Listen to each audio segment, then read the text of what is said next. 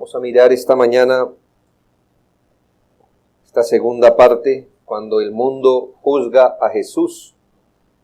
Nuestro tema principal es precisamente lograr discernir qué es lo que ocurre con el Señor Jesucristo. ¿Por qué parece que nuestro Señor es una persona para los intereses de la religión, para los intereses de este mundo, un individuo conflictivo, como si fuera una piedra en el zapato? ¿Por qué no hay concordia, dice Corintios, entre Jesús y las tinieblas? ¿Por qué no la hay? ¿Por qué? ¿Qué pasa aquí?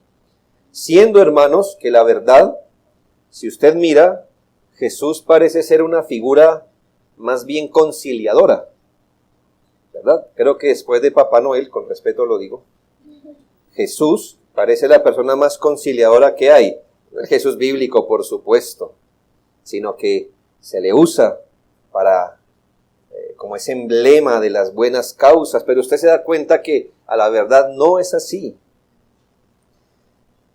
Así que vamos a partir de cómo el Señor Jesucristo fue juzgado en su momento, no a lo largo de su ministerio, porque él fue juzgado de muchas maneras, sino cuando ese juicio se estrecha en ese último día antes de ir a la cruz. Y ya hemos mirado que el Señor compareció ante 3 juicios religiosos. Y ahora entonces vamos a mirar el Señor enfrentado a esos 3 juicios civiles. Y lo que nos va a interesar como tal, hermanos, es reconocer por qué el Señor, cuando es inspeccionado, revisado o evaluado por el mundo, siempre lo juzga y lo condena. Y aquí, por supuesto, aunque hagamos una pequeña división entre ese mundo religioso y el mundo civil, en la práctica, hermanos, no hay una diferencia sustancial. El mundo religioso hace parte del mundo. Es decir, la religión, no estoy usando la palabra religión en su mejor definición, pero la religión, hermanos, hace parte de las filosofías de este mundo de la que nos toca cuidarnos. Pero en un sentido, hay una distinción entre cómo el mundo religioso miró a Jesucristo y lo mira, y cómo el mundo civil, hablemos del mundo civil, de la sociedad, como de sus gobernantes, miran al Señor. ¿Por qué fue llevado el Señor Jesucristo a juicio? Por la religión, por 2 asuntos mirábamos. Uno, por su doctrina, y por la pretensión que él tenía de ser hijo de Dios, o Dios, o el Mesías, o el Señor. Pero esto no era suficiente para los judíos, porque el liderazgo judío sabía que ellos no podían darle muerte al Señor. Entonces es donde su malicia da un paso más grande, y es como saben que ellos no pueden darle muerte al Señor, van a hacer uso de la autoridad civil, como quien mete la mano en un títere, ¿verdad? El títere no tiene vida propia, es uno, pero van a meter su brazo para que sea la autoridad civil la que juzgue al Señor, y eso lo dice Juan 18:31, dice Pilato a ellos: tomadle vosotros y juzgadle según vuestra ley, porque Pilato discernió que el asunto no era un crimen civil, es un asunto de su ley. Y los judíos le dijeron: a nosotros no nos está permitido dar muerte a nadie. Entonces, como usted puede darse cuenta, los judíos usan, al ver que a través de sus acusaciones religiosas nada efectivo iban a poder hacer, porque su fin era darle muerte, usan las estructuras del mundo, y esto es típico en todos los tiempos, como una religión toma y usa las estructuras del mundo para poder disponer del Señor o del Evangelio, y entonces lo que hacen es entregar a Jesucristo al gobernador romano, que él sí tenía la potestad de ejecutar a los malhechores. Por eso es que el Señor es llevado en su primera comparecencia ante Pilato. que era gobernador romano de Judea. Luego, como usted lee en Lucas, fue llevado ante Herodes Antipas, gobernante romano de Galilea y Perea. Y luego fue devuelto otra vez a Pilato, quien pronuncia la sentencia de muerte. Y estos son los 3 juicios que el Señor enfrenta. Aquí hay algo muy importante, y como he aclarado, hermanos, ellos sabían que si mantenían las acusaciones religiosas, no iban a conseguir nada para acabar con Jesucristo.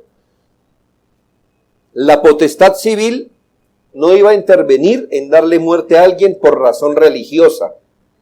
Entonces, de manera astuta, ellos tenían que buscar acusaciones que provocaran la alarma civil. Ellos debían buscar acusaciones que procuraran el descontento político o la sospecha social, que levantaran recelo y prevención contra el Señor. Como no tenían nada político o civil de qué acusarle, entonces levantan acusaciones en asuntos que son muy sensibles para las estructuras civiles. Es decir, permítame poner palabras como parafraseando el asunto. Me imagino que ellos habrán dicho: nuestra causa con Jesucristo es religiosa. No aguantamos ni su doctrina, ni su persona, ni lo que dice ser. Nuestra envidia sobre él es religiosa. Pero como Roma no nos va a hacer caso de que si es Mesías o no, ellos qué les importa, entonces debemos buscar algo que los gobiernos tengan por sagrado, donde si se les pega, sí reaccionen. Debemos buscar lo que para las estructuras del mundo ellos consideran intocable, donde si se les toca allí, sí reaccionan, a menos que vean que su poder político y civil está siendo amenazado. No van a matar a Jesús. Entonces tenemos que aparentar sumisión civil. ¿Y por qué yo digo esto, hermanos? Porque si alguien era insurrecto en el corazón, era un judío. Ellos obedecían, pero porque tenían una espada encima. Pero no por convicción como el creyente. El creyente dice que estamos obedeciendo a la autoridad civil por causa de la conciencia. ¿Ve? No por la espada, hermanos. Yo espero que lo anime a usted a no pasarse un semáforo no sea el comparendo, porque eso es obedecer como un judío antes en la época del Señor, porque tiene la espada aquí, o si no, usted no obedece. No, ¿por qué no nos pasamos el semáforo? Bueno, porque le hemos hallado sentido a la ley, ¿no? ¿Me hago entender? Por eso pagamos impuestos, no porque nos venga una multa si no los pagamos. Eso es obedecer por la espada. Los pagamos porque le hayamos sentido, ¿verdad? No porque estemos tan de acuerdo, pero le hayamos sentido a los impuestos, en un sentido. Pero no es nuestro tema. El punto es este, hermanos. Ellos entonces, que rebeldes si eran a la autoridad, ahora van a aparentar sumisión, ¿verdad? ¿Para qué? Para enlodar el nombre de Jesucristo, acusándolo como un subversivo y poniendo acusaciones de todo aquello que los gobiernos idolatran y no se van a dejar tocar. Este asunto es muy importante, hermanos, porque de la astucia de los judíos, de esa gente del mundo que entregó al Señor, vemos precisamente, y gracias a eso, vemos específicamente qué es lo que el mundo civil tiene contra Jesucristo. Gracias a eso, gracias a esa maldad, sale a la luz el tema importante. ¿Y cuál es el meollo? Debemos recalcar, hermanos, como hemos dicho varias veces, que el tema de los evangelios no es el reino soberano de Jesucristo. Jesucristo vino a promover su reino, pero por ahora, cuando vino en la carne, hermanos, no vino a promover su reino soberano. Es decir, el que le pertenece por ser creador de todo, ser dueño de todo, por ser señor de la providencia. Ese no era el asunto en cuestión cuando él vino. El punto en cuestión era que el Señor dijo que con Él venía el reino de Dios, pero el reino que nos mostró cuando vino por primera vez era un reino netamente espiritual, que poco a poco, ¿verdad?, tendría que ir corriendo en los corazones de los que creen en Jesucristo y se arrepienten. El reino que vino a promover fue ese reino celestial, al que usted entra por ser perdonado, por ser justificado. Y esto chocó con los judíos. ¿Por qué? Porque ellos no estaban esperando ni ese rey ni ese reino. Estaban esperando otro tipo de rey, que les diera otro reino, es decir, el reino físico. Hermanos, y ciertamente el Señor lo hará en su segunda venida, pero ellos querían que fuera en ese instante. Ellos, como estaban muy seguros de su salvación, no entendieron que el Señor viniera a decirles arrepiéntanse. Hermanos, si alguien se creía salvo era un judío, por el hecho de ser judío y por todo lo que hacía. Eso les daba seguridad. Y vino el Señor a decirles, al que ustedes llaman Padre y Dios, ustedes ni lo conocen. Ustedes están por fuera del camino de la salvación. Tienen que arrepentirse y creer en mí para entrar al reino del cielo.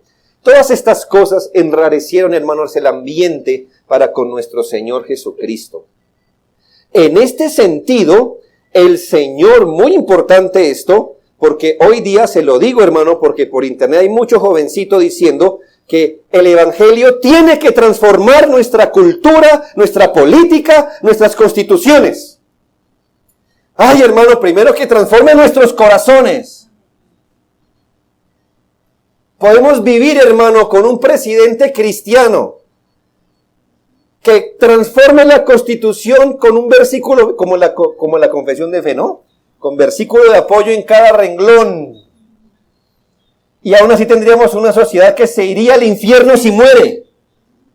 Entonces, hermanos, el Señor nos enseñó que en un sentido hay una distinción. Escuche, distinción, no división. Aquí le voy a romper la cabeza con varios asuntos y espero para mantenerlo así bien despierto. Pero esto no es fácil, hermano, porque nos toca atravesar la cultura en la que vivimos. Hay una distinción, pero no una división. Una distinción entre el reino espiritual de Dios y el reino físico de los hombres. Cuando el Señor dijo, y eso lo puso en evidencia cuando el Señor dijo, dad pues al César lo que es del César y a Dios lo que es de Dios. ¿Qué nos estaba diciendo? Que hay dos ámbitos en los que nos movemos.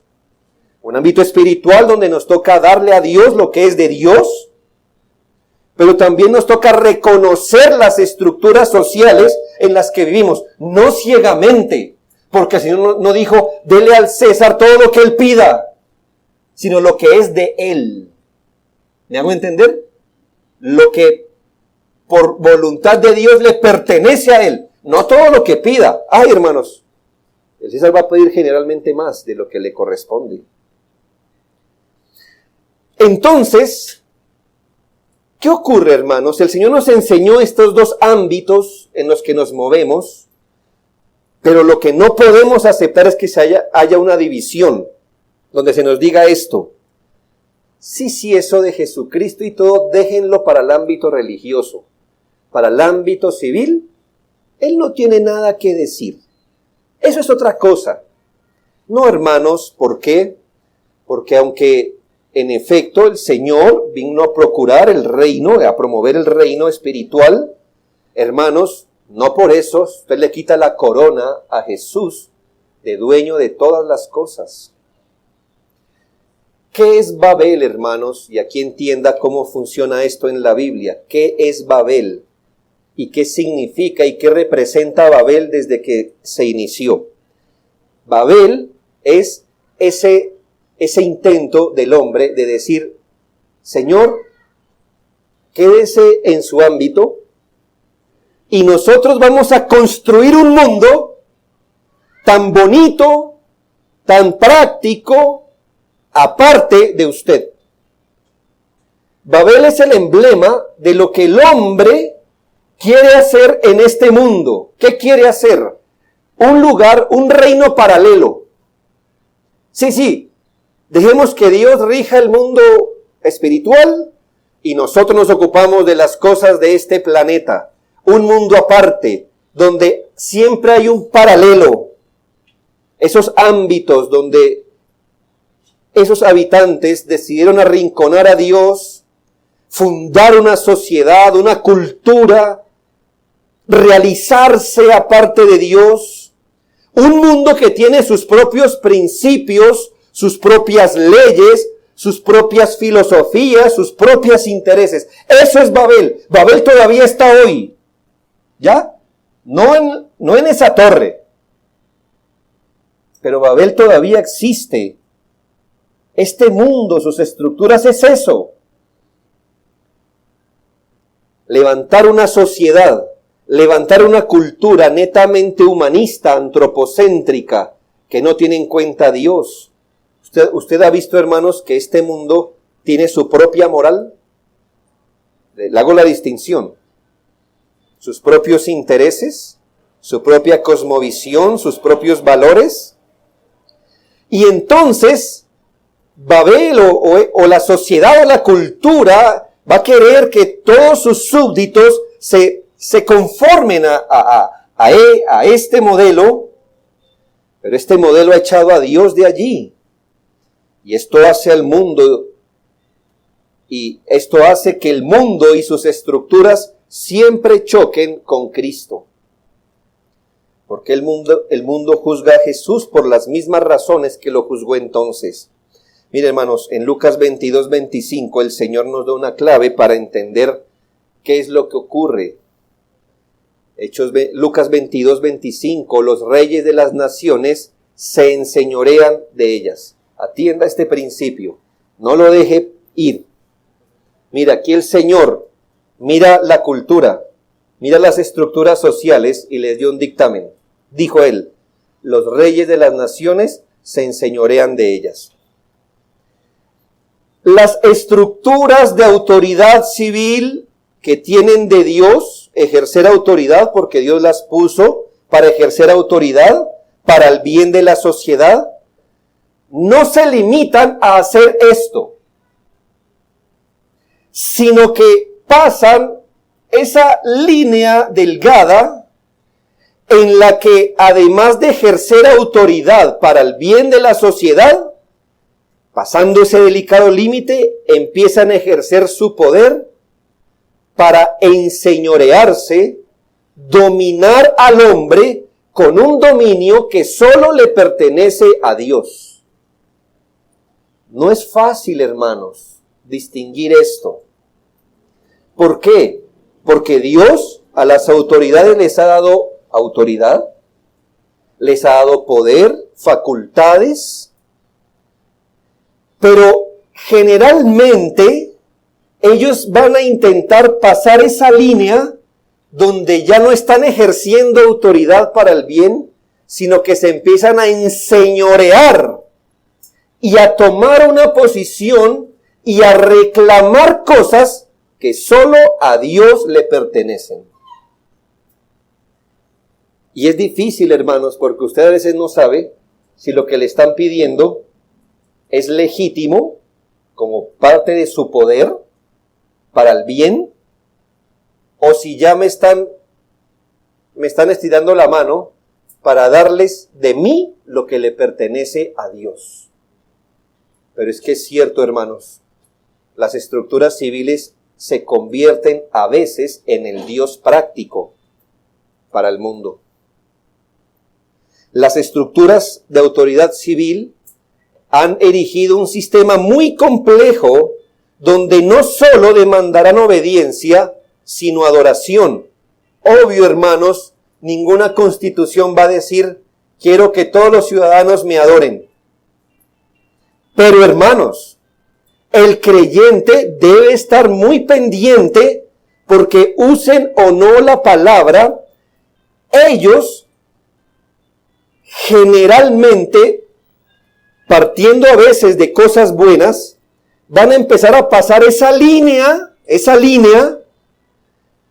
y se van a colocar en lugar de Dios y van a intentar atar las conciencias de los hombres para que lo que en el mundo espiritual es Dios, en el mundo terrenal ellos lo sean.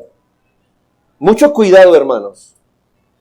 Yo espero que aquí no se me levante una sedición social por este sermón. Lo que estoy diciendo es que discierna, hermanos, porque lo más fácil es ser un sedicioso, un rebelde a la autoridad civil o ser servil a la autoridad civil. Esas son las dos salidas más fáciles. Es decir, no pienso. Lo que diga el gobierno, eso es. Eso es ser servil, hermanos. Como si el gobierno civil fuera inspirado por Dios. La otra salida más fácil es volverse un rebelde contra todo lo que diga la autoridad civil. En ambos extremos usted no piensa. ¿Qué es lo más difícil, hermanos? Discernir. Discernir. Eso es difícil. Mire, hermanos, yo no le digo nada de lo que usted y yo no experimentemos en la práctica. Le voy a colocar un ejemplo. Hoy día nuestras autoridades y las autoridades solo están reflejando lo que es la sociedad perversa. La sociedad perversa nos está diciendo ahora que creamos tal cosa. Por ejemplo, que no solo hay hombre y mujer, sino que en medio, ¿en cuántos vamos? ¿En 130 definiciones de lo que usted puede ser? Y hermanos, esto se ha vuelto ley. Es decir, Dios, mire el paralelo, mire el mundo paralelo que nos levantan. Dios dijo, y creó al hombre, a su imagen lo creó, varón y hembra lo creó. Él en el mundo definió qué es qué. Usted es esto y no otra cosa, y solo hay dos opciones, una y dos. El mundo levanta una ética paralela y dice, en nuestro mundo hay hombre, mujer y toda clase de criaturas difíciles en medio de ellas, ¿verdad? Es nuestro mundo. Y si usted contradice esta ley, que es nuestra ley, entonces usted está en problemas. Usted está en problemas. Y de hecho, hay problemas hoy día por eso.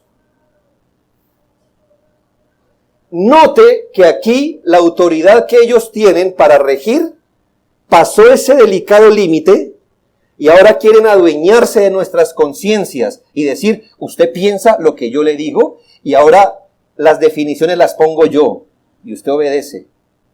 ¿Nota el punto, hermano? Aquí es cuando la autoridad civil empieza a exigir lo que Dios exige. La autoridad civil demandará toda atención, honor, dependencia, respeto, sumisión, casi religiosa. ¿Y qué nos toca aprender a los creyentes, hermanos? A discernir. Discernir. Porque por no discernir hay muchos cristianos homofóbicos. Dígame, hermano, ser homofóbico, ¿qué es? ¿Bíblico? Entonces usted no es homofóbico, es que está identificándose y abrazando las causas homosexuales. ¿Tampoco? No, es que si usted no dice que hay hombre, mujer y todas esas cosas, usted es homofóbico. ¿Tampoco? ¿Sí ve el punto donde nos tenemos que meter, hermanos? A decir, eso es mentira, no estamos de acuerdo, lo condenamos, pero no somos homofóbicos. ¿Lo nota, hermano? ¿Cuál era más fácil? ¿Rendirnos? Como están haciendo muchas iglesias hoy. No, pues sí, hay hombre y mujer y todo lo que usted quiera. O volvernos homofóbicos. Y si usted puede albergar odio o rabia contra un homosexual, usted está pecando por otro punto de la ley donde ese homosexual está pecando. ¿Ya? O sea, no es distinto. Es distinto la parte por donde rompe la ley, pero no es distinto en que la rompe. ¿Ya?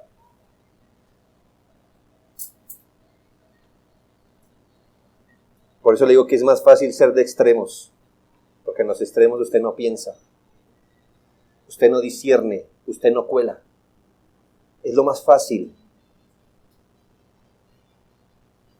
Hermanos, el creyente debe distinguir qué es del César y dárselo con buena conciencia. Dárselo en la medida bíblica. Sí, porque él va detrás de usted y de su conciencia. Y debe saber distinguir qué no es del César para que no le resulte dando al César lo que es de Dios. Este es el nivel en el que uno quisiera una discusión sana en las iglesias, ¿sabe? Qué bueno sería que discutiéramos eso. ¿Qué es del César y qué no es? Y aún lo que es del César, ¿en qué medida deberíamos dárselo? ¿Y en qué medida no? Y hay cosas que son de Dios, que está prohibido dárselos en cualquier medida al César. Me he extendido en mi introducción, hermanos, pero usted no le pasa un cuchillo a la cultura fácil. Esto es un asunto que se está discutiendo hoy en el mundo. Hermanos, hay iglesias que se están dividiendo por esto en el mundo. Hermano, ¿a usted qué le parece? Ya que me extendí, pues que valga la pena, ¿verdad? Miren, en el mundo hay una causa que hoy está allá arriba. Las causas de las minorías, los negros, los inmigrantes. ¿A usted qué le parece, hermano? ¿Qué posición tiene usted de el racismo y los inmigrantes? ¿Qué posición tiene usted? Me imagino que si es racismo, hermanos, eso sí, tenemos un problema en el asunto de que todo ser humano es imagen de Dios. Ya cuando uno puede calificar a alguien por el color de su piel, creo que ya está bien metido en la cultura de hoy. Pero los inmigrantes tienen derecho no a entrar a un país. ¿Tienen o no derecho? Y comer los recursos de un país y no tributar. ¿Ya? Es una discusión, ¿me hago entender? Y entonces, hermanos, iglesias hoy día han abanderado la causa del racismo y de la inmigración. ¿Bajo la bandera de qué? Del amor, la compasión, ¿verdad? ¿Es bueno o malo eso? Es una gran discusión, ¿no cree? Y hay iglesias que dicen, eso es un asunto que no deberíamos ni siquiera estar predicando en la iglesia. ¿Por qué? Es un asunto civil. La iglesia debemos estar predicando el evangelio para el inmigrante, para el que no lo es, para el negro, para el blanco, para el mestizo, para el que sea. Hay una guerra de esto. ¿Y dónde surge este asunto, hermanos? De que las iglesias tenemos que saber distinguir qué es del César y qué es de Dios. Y si es del César, ¿en qué medida dárselo? Y hay cosas que son de Dios, que solo le pertenecen a Él, hermanos. Por eso le digo que tratar de tomar un cuchillo y pasárselo para atravesar la cultura no es fácil. No es fácil. ¿Por qué el mundo juzga a Jesús? Primero porque el mundo juzga, porque el mundo no soportaría que nadie desvíe a la gente de las filosofías que hacen parte de su estructura. El mundo juzga a Jesús porque no puede soportar que alguien desvíe a la gente de las filosofías que hacen parte de su estructura. Hermano, el mundo tiene una estructura.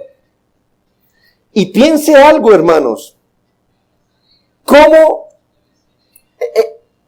Roma no tenía ningún problema en convivir con decenas de religiones? ¿Lo sabía? En el mundo de Jesucristo, al menos lo que he indagado, al menos habían incorporado 4 sistemas de religión grande. 4. Grande, ¿no? Con sus subdivisiones. Así que, hermanos, el mundo no tiene ningún problema con la religión. Hermano, el mundo no tiene problema con lo que usted piense, con sus filosofías. Hermano, crea lo que usted quiera, siga al Dios que quiera, no importa. En tanto que lo que crea no me desvíe a la gente de mi filosofía. ¿Ya? No importa, crea lo que crea. En Jesucristo, crea en Jesucristo. Roma, hermanos, no tuvo ningún problema con el cristianismo en un sentido. ¿Ya? Que Jesucristo, que dice que se resucitó, que dijeron muchos gobernantes romanos, que no les importa. No le importa. En ese sentido, ¿no? Así que, hermanos, el mundo no le importa lo que usted crea. La estructura del mundo, usted sí ha visto la estructura de una casa, ¿no? La obra negra, eso que la soporta. La estructura del mundo no tiene ningún problema con que existan miles de religiones, filosofías, ideas, así unas a otras se contradigan con tal de que no se le aparte a la gente de su gran estructura. Los judíos perversos lo supieron y por eso en Lucas 23:2 Jesús fue acusado así.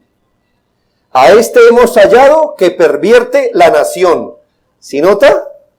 Ellos sabían qué es lo delicado. Y entonces, si decían Jesús está pervirtiendo, aquí la palabra pervertir está desviando, está desenfocando a la gente, es decir, este hombre parece no ir con los intereses de ustedes. ¡Qué terrible! Y eso sí puso en alerta a Pilatos. Por eso se voltea y le pregunta, hermanos, ¿es usted el Hijo de Dios? O sea, déjeme ver en qué consiste. Hermano, y cuando el Señor le dijo, mi reino no es de este mundo, entonces Pilato dijo, no me importa, no me importa. Ese no es su problema. Pero note lo que es sensible para el mundo. Que haya una filosofía o alguna idea que desvía a la gente del mundo. ¿Era verdad la acusación de que el Señor estaba pervirtiendo a la nación? No en el sentido que los judíos le daban. No. El Señor no estaba pervirtiendo así la nación. Pero hermanos, en otro sentido, no hay nada más duro para el mundo que el Evangelio. El Evangelio ciertamente sí hace desviar a la gente de la filosofía del mundo. Jesús fue acusado de pervertir la nación contra los dictados de los reyes. Mire, hermanos, Jesús podía predicar lo que quisiera y hacer todo tipo de milagros hasta que no perturbara a las autoridades. Pero si se comprobaba que Jesús estaba desviando a la gente de las filosofías del mundo, él sería un conflicto. Le voy a colocar un ejemplo para que esto no quede en el vacío. Le voy a hablar de 2 ladrillos que hacen parte de la estructura del mundo. ¿Entienden la parábola? La estructura del mundo. No le voy a decir todos los ladrillos, hermano, sería una tesis de doctorado. Pero hermano, le voy a decir 2 ladrillos que son muy grandes, que sostienen las estructuras del mundo. Le voy a hablar del materialismo y el consumismo. ¿Sí? ¿Le da sentido?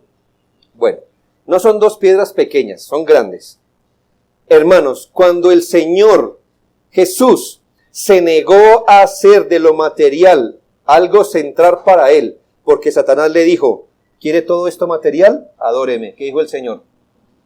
Cuando el Señor se negó a hacer del mundo material lo central para él, cuando renunció a tener cosas, a poseer un reino como Satanás lo decía, hermanos, en ese momento se hizo insobornable, porque no había nada que le ofrecieran a Jesucristo que lo tentara. ¿Me hago entender? Piense esto. Al momento que él renuncia a las ganancias del mundo, en ese momento se hizo insobornable. Satanás le dijo, todo este mundo es suyo. Y el Señor dijo, no. En ese momento, ¿usted cómo podía hacer desviar a Jesucristo a través de algo material? Mire, hermano, se hizo impenetrable. Se hizo impenetrable. Se hizo no manipulable. Y así se convirtió en una amenaza real para el mundo. Y por eso pudo hablar de la codicia, de la avaricia, porque él mismo no tenía donde recostar su cabeza. pudo señalar el pecado de la religión de las ganancias deshonestas, porque él mismo no era parte de ese sistema. Él pagó impuestos, le recuerdo. No fue un sedicioso. Pero hermanos, no recibió ninguna prebenda para tener su boca callada por decir la verdad. Y así como le dijo a los discípulos, a los fariseos, sepulcros blanqueados, también le dijo a Herodes, zorra. ¿Qué pasó con Jesús? Fue un ciudadano de su época, pero pensando. Hermanos, Él nos enseñó cómo se tributa. Él no dijo, ahí viene por el impuesto, pues hágale porque. Dijo, esto que estamos haciendo no está tan bien, ¿sabe? Pero vamos a armar un problema por esto, paga el impuesto. Mire, discernió la cultura, se fue la partió, hermanos. ¿Qué hubiera sido lo más fácil? ¿Pagar el impuesto sin decir nada? ¿O hacer una sedición para no pagar impuestos? Un individuo que tributaba honrando a Dios, que obedeciera principios bíblicos, que anduviera en el mundo sin necesitarlo. Ese individuo es peligroso ayer y es peligroso hoy. El mundo juzga a Jesús porque el mundo no puede soportar este tipo de individuos. Piense, hermano, estamos lejos de esto, pero piense algo. ¿Qué hubiera pasado si el 24 de diciembre los creyentes, los cristianos, todos los que hay en el mundo, no hubiéramos aportado al materialismo y al consumismo? ¿Qué hubiera pasado con la economía del mundo? ¿Qué hubiera ocurrido? Vea, ¿sabe qué hacer a los gobiernos? Que hay que apretar a estos cristianos, ¿no ve? Vea, que crean lo que sea. Pero nunca, nunca que me quiten a la gente de mis filosofías. Le digo que estamos lejos, hermanos, porque no sé cómo está ahorita la piedra del materialismo y el consumismo gracias a los cristianos hoy. Yo creo que creció unos kilómetros más, ¿verdad? Quiero que entienda esto. Este mundo no tiene conflicto con usted, porque usted se confiesa cristiano. Este mundo no tiene ningún conflicto con usted, aun si da las palabras adecuadas. Este mundo tiene conflicto con usted, como con Cristo, cuando se dé cuenta que usted está desviado de las filosofías del mundo. Le coloqué solo dos ejemplos. Imagine el creyente que diga, voy a estar contento con sustento y abrigo. Y viva así. ¿Sabe, hermano? Esta economía se viene abajo. Porque a esta economía le conviene que usted se endeude por una casa, por un carro, por lo que sea. ¿Me hago entender? Porque ellos necesitan, ellos necesitan súbditos. ¿Entiende el punto? Y si usted se les sale de ahí, ¿qué va a pasar? Mientras las personas de la religión que sean, de la afiliación política que sean, sigan estas y cualquier otra filosofía y las practiquen, el mundo no tendrá problema. Pero cuando existan individuos que andan en el mundo dejando claro que no somos de aquí, cuando haya personas que no se arrodillen a sus filosofías materialistas, humanistas, las que sea, el mundo entonces ahora sí tiene un problema con los cristianos. Piense si hoy le convendría a este mundo que alguien viva sin amor al dinero. ¿Qué clase de persona sería usted? Incómodo para nuestra sociedad. Es más, ¿qué pasaría si el creyente no solo vive sin amor al dinero, sino que empieza a denunciar el materialismo y el consumismo? ¿Qué pasaría si estos cristianos le dan la prioridad al reino de Dios y su justicia y no se dejan llevar por los deseos de los ojos ni de la carne. Tendrían un ciudadano, pero no un subyugado. Y es algo que los gobiernos y las estructuras no se quieren permitir nunca. Cuando la iglesia en identificación con Cristo pervierte a los pueblos, es decir, cuando los saca de sus filosofías inmorales, progresistas, consumistas, inmorales, idólatras, el cristiano se vuelve un peligro. ¿Por qué? Porque Cristo fue un peligro en ese sentido. Piense algo que pasó, esto es histórico, hermanos. Hubo lugares cuando estalló la reforma protestante, de aquellos, no sé si aquí hubo un niño, ¿verdad? Richard Baxter. Ninguno le expuso. Bueno, nosotros teológicamente con Richard Baxter, aunque es un puritano, hay unos asuntos que decimos, veámoslo lo que está traducido, no lo que no está traducido. Pero hermanos, hay un testimonio de cuando Richard Baxter conoció y se hizo pastor y fue a un lugar a predicar, hermanos. Con el tiempo, hermanos, no había nadie que visitara los bares y las cantinas. ¿Qué tuvieron que hacer? Cerrar. Hermanos, usted hubiera podido decir, ¡qué bendición! Los gobiernos deberían estar agradecidos porque ahora no hay más lugares de esos para promover la inmoralidad, el juego, el derroche de dinero.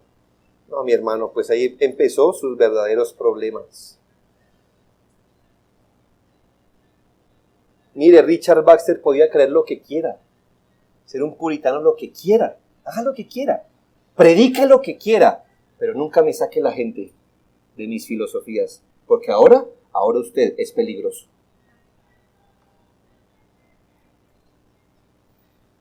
Hay un hombre que yo le invito, quizá no compartamos todo en teología, es uno de los últimos hombres, se llama Ian Peasley, búsquelo así, Peasley. Hermanos, este hombre murió hace poco, fue parte del gobierno de su país. Oh, mi hermano. Fue uno de los últimos predicadores de un avivamiento en su lugar. Hermanos, parte de su testimonio es precisamente eso. Cuando empezó a predicar, se fue a predicar a un lugar deprimido, complicado. Hermanos, los lugares malos a su alrededor, la gente vino a hacer una protesta frente a su iglesia porque estaban yendo a la quiebra. Usted puede creer lo que quiera, haga lo que quiera, ponga la calcomanía en su carro si quiere. El mundo no va a tener ningún problema con usted y con su pequeño devocional familiar mientras eso no quite a sus hijos de las filosofías del mundo. Cuando el devocional, si es en el poder de Dios, empieza a estructurar la mente de su hijo y su hijo tenga boca para hablar y pueda decir, yo no voy allá, yo no creo eso, no haré esto, no haré lo otro, el mundo tendrá un problema con su hijo y con usted y con Cristo. Déjeme darle un segundo punto. No me alcanzó el tiempo, pero me parece muy importante para redondear esto. El mundo juzga a Jesucristo porque el mundo no tolera no poder dominar la conciencia, el pensamiento y hasta los recursos de los hombres. ¿Por qué Jesucristo juzga al mundo? Porque no tolera el no tener dominio. Es decir, no le basta tener dominio sobre las cosas temporales. No soporta no tener dominio sobre la conciencia de los hombres, sobre su pensamiento y hasta sobre sus recursos. Volvemos al punto, hermanos. A las estructuras de autoridad mundana no les importa si usted es rico, pobre, avaro, adúltero, honesto. O yo no sé a quién cuando paga los impuestos en la DIAN hay una casilla que dice buen padre o no, fiel o infiel. ¿Alguno? Hermana Jenny que me llenó los impuestos este año, no hay esa casilla, ¿verdad? No hay la casilla de qué tan bueno es, qué tan malo es. No. ¿Qué le importa al gobierno civil? Pague. ¿Me voy a entender? Pague. Ahora bien, hermanos, los judíos sabían que si había un asunto para condenar al Señor, era dar este comentario. Él es un peligro para la autoridad que ustedes tienen. Eso es delicado para los gobiernos. Vuelvo y le digo, porque ellos no solo quieren tener autoridad, es más, deberían querer y deberían tenerla. Pero ellos quieren tener lo más de usted, lo mejor de usted. Mire, me cayó de perlas el texto que hoy leímos en Esther. ¿Ya vio a lo que le apuntó el rey, hermano? Él no dijo, quiero unas muchachas, las que sea, está bien, yo estaría contento con cualquier dama que quisiera ser mi esposa. ¿A qué le apuntó, hermano? Tráigame las más bonitas y tráigame las vírgenes. ¿Qué le dice eso de las estructuras del mundo? Que ellos no solo quieren algo, lo van a querer todo, y van a querer lo mejor, y van a querer el primer lugar en todo. La más fácil, sublevémonos. La más fácil, démoselos. La más difícil, démosle esto, pero hasta aquí. Démosle esto con este motivo. ¿Me hago entender? Hermanos, las estructuras de autoridad humana son así. Mientras esa gente creyera en Jesús, ¿qué peligro eran? Ah, hermanos. Pero si este hombre era Dios sobre sus vidas, eso sí era un peligro. ¿Por qué? Porque entonces la autoridad ya no era Dios sobre sus vidas. Mire, hermanos, por eso los judíos lo dijeron.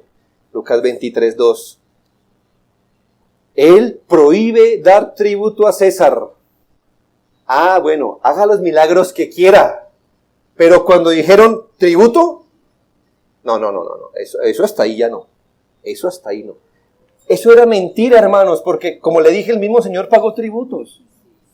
Y todos sus discípulos después en las cartas que usted conoce, Pedro, Pablo, todos dicen, paguen. No se escondan detrás del cristianismo. Pero hermanos, si nota lo que les duele a los gobiernos, no le pagaron bolas a Jesús hasta que le dijeron, Él dice que no hay que pagar tributos, porque eso les duele.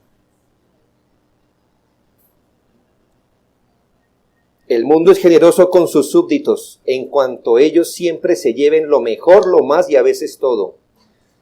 Mire, que los cristianos le den a Dios lo que quieran, mientras que a ellos se les dé lo mayor y lo mejor. Que el cristiano adore como quiera y lo que quiera, mientras a ellos se les dé lo mayor y lo mejor de su tiempo. Voy a irme muy atrás a Éxodo 10, 24 y 26. Esta era la tercera vez que Faraón les negocia. ¿A dónde es que van? Allí. Y les negocia, ¿verdad? Y está bien, vayan, pero es iluminador en Éxodo 10, 24 al 26. Entonces, recuerde ¿qué decía Moisés? Señor dice que nos debemos ir a ofrecerle fiesta solemne.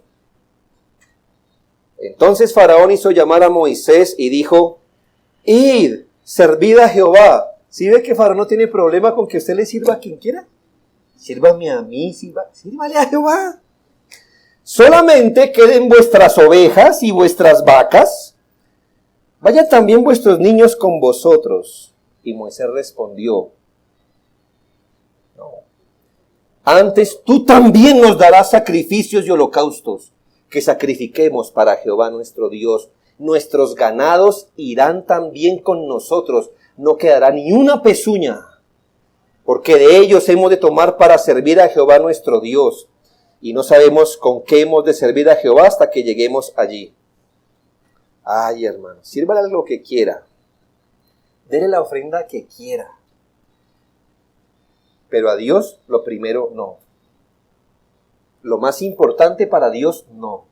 Lo mejor de usted, lo mejor de su tiempo no. ¿Por qué? Porque la estructura civil, ¿qué va a decir? Eso es mío. Usted no me va a dar 6 días a la semana, usted me va a dar los 7.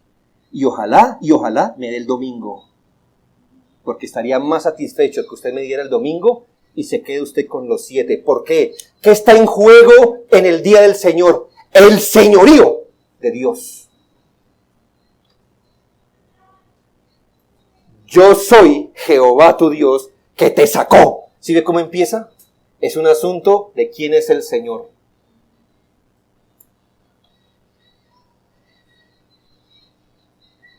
¿Quieren darle ofrendas a Dios? Dénselas. Pero a mí me dan lo mejor. A mí me dan sus hijos, los primogénitos. A mí me dan sus hijas. A mí denme todo.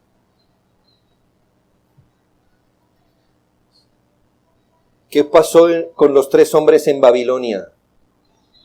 Hermanos, este reino pudo incorporar a su gobierno a judíos.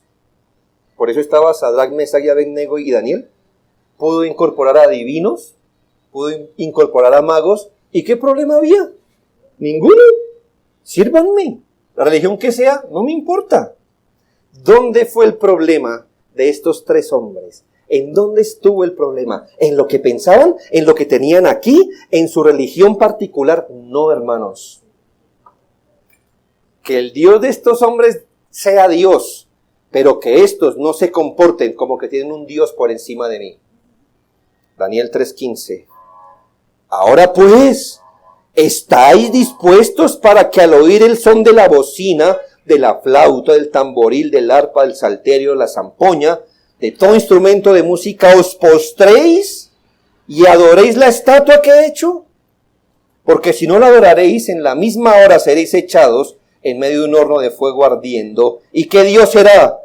Aquel que os libre de mis manos. ¿Cuál era el punto? Cread lo que usted quiera. Lo que está prohibido es que me ponga por encima su Dios. ¿Qué está en juego hoy, hermanos? Este mundo todavía aguanta a los cristianos que decimos, Jesús es el Señor, Jesús es Dios, no hay nadie como tú eres lo primero, tú eres lo máximo. Ande así. Ande así. Ande así en su trabajo, ande así en su familia, ande así en la sociedad, ande así en los negocios. Y el mundo tendrá un gran problema con usted. Daniel. ¿Por qué fue apresado Daniel? Hermanos, al no encontrar nada más que acusarle, le pusieron la trampa donde era. Daniel 6:7.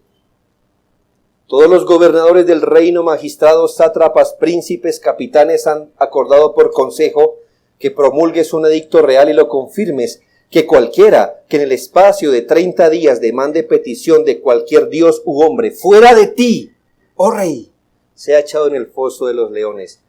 ¿Qué nota de parecido en Éxodo, en Daniel? ¿Qué nota de parecido? Hermanos, el gobierno puede con usted y con miles de ustedes y con miles como yo.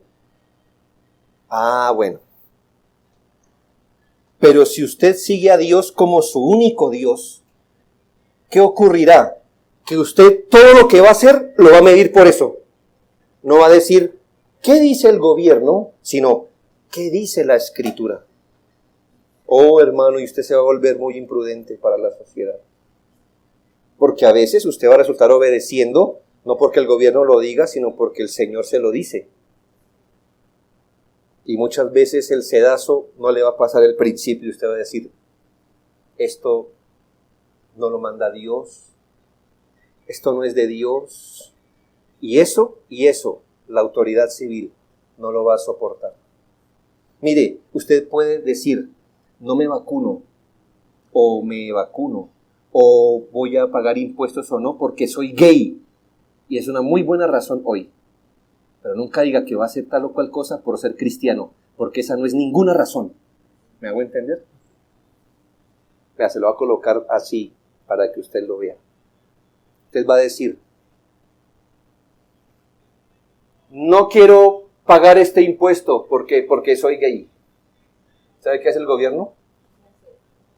Bueno, es que sí, ¿qué vamos a hacer?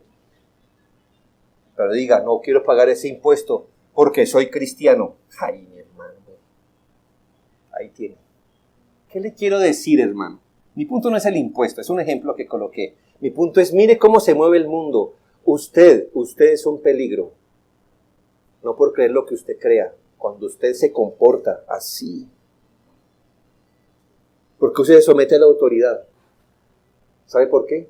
Porque Dios lo dice. Si Él no lo dijera, no nos sometemos. Si Él dice que hay que pagar impuestos, ¿por qué los pagamos? Bueno, primero porque Él lo dice. ¿Está bien?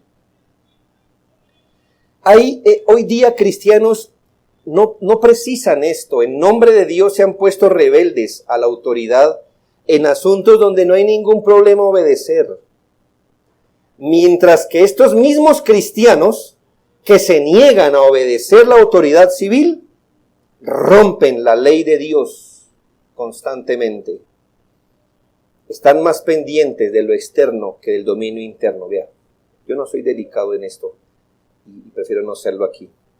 Vea, hermanos, hoy más cristianos ven más al diablo y al anticristo en las vacunas y leyendo las cosas al revés que en la falsa religión, los falsos maestros y los falsos cultos. Están más preocupados del nuevo orden mundial que del viejo evangelio para las almas. Usted quiere creer lo que quiera, hermano. Crea en la tierra plana si quiere. Pero no me venga aquí a decir que Jesús es rey, ni viva como si Él lo fuera.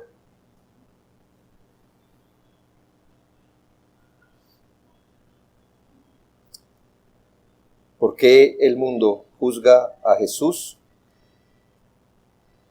Porque el mundo no puede tolerar, no tener el último dominio, la parte más alta, hasta de sus recursos. Hasta de sus recursos. Hermanos, lo que ocurre con esto es que Jesucristo hoy ya no está entre nosotros en la carne. Él dejó aquí en la tierra su cuerpo. ¿Quién es? La iglesia. Y es a la iglesia a la que le es necesario representar esos intereses. Oh, hermanos, a veces el mundo nos va a amar por parecernos a Cristo. Y eso nos va a dar respeto. Todavía hay gente que dice, ¿usted es cristiano? ¡Qué bueno! Y le tienen confianza y le aman y todas estas cosas. Gracias al Señor. Pero generalmente, hermanos, el mundo lo va a ver con sospecha. Si es que usted vive de acuerdo a lo que Cristo dijo. Yo le pregunto a usted, cristiano, si procuró hacer la tarea en estas festividades lo más que pudo, con la ayuda del Señor, ¿qué se sintió? Dígamelo de verdad, no me diga la respuesta, no es un examen para la membresía, nada. ¿Qué se sintió? Vivir todo un mes y hasta antier en contra del sistema del mundo.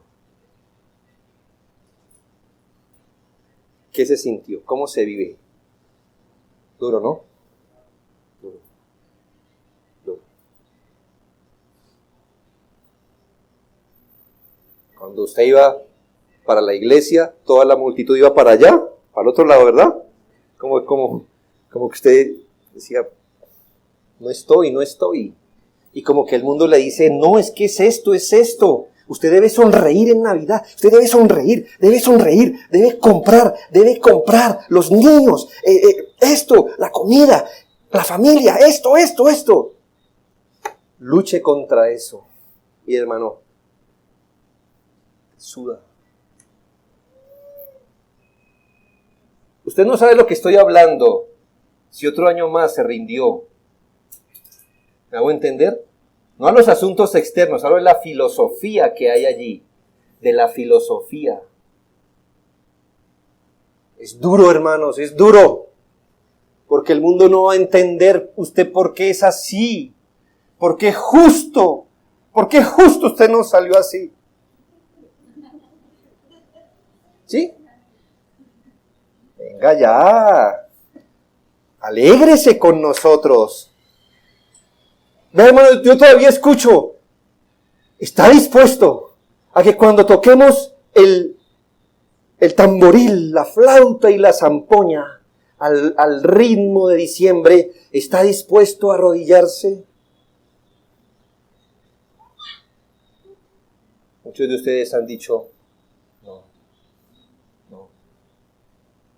¿Me hago entender? Lo de menos es si usted estrenó, no, ¿me hago entender? Es la filosofía. Hermano, diciembre no nos puede colocar una sonrisa, ni quitárnosla. ¿Usted es cristiano? Hoy aprendimos que es lo único que nos puede colocar una sonrisa o quitárnosla. Dios, Él está allá. No entrene a sus niños al mundo, porque usted mismo ya de grandecito no ha podido zafarse de eso. Usted mismo sabe, usted que es grande, no entrene a su niño a estas cosas. Yo no le estoy diciendo, ahora vaya en unas bolsas de papel, de bolsas de basura, métase abajo, mientras todos están en la casa comiendo, métase abajo y ayune el 23, 24 y 25 para demostrarle a la gente que usted no está con las filosofías. Eso es lo más fácil de hacer. Mire, hermano, discierna el mundo, discierna la cultura. Hermanos, Jesucristo no está acá, pero dejó su cuerpo aquí. Y muchas veces llevar el nombre de Cristo nos va a abrir puertas. La mayoría de las veces nos va a hacer quedar mal para las filosofías de este mundo. ¿Ve y usted no estrena en diciembre? Yo le puedo decir que sí, si necesito. ¿Me hago entender? O sea, si ya las medias ya, y usted dice, no, ya. Pero hermanos, no es por diciembre, ¿me hago entender? No estamos rendidos a eso. ¿Por qué? ¿Pero por qué? ¿Cuál es el punto? ¿Por qué? ¿Por qué si el mundo lo dice debo hacerlo? ¿Por qué? No, hermanos. Sigamos adelante, hermanos, porque Él dejó aquí su cuerpo. Si sois vituperados por el nombre de Cristo, sois bienaventurado, porque el glorioso Espíritu de Dios reposa sobre vosotros. Ciertamente de parte de ellos Él es blasfemado, pero por vosotros es glorificado, así que ninguno de vosotros padezca como homicida, o como ladrón, o como malhechor, o por entremeterse en lo ajeno. Pero si alguno padece como cristiano, no se avergüence, sino glorifique a Dios por ello. ¿Por qué? Porque donde usted está pisando, Cristo pisó primero, hace 2000 años.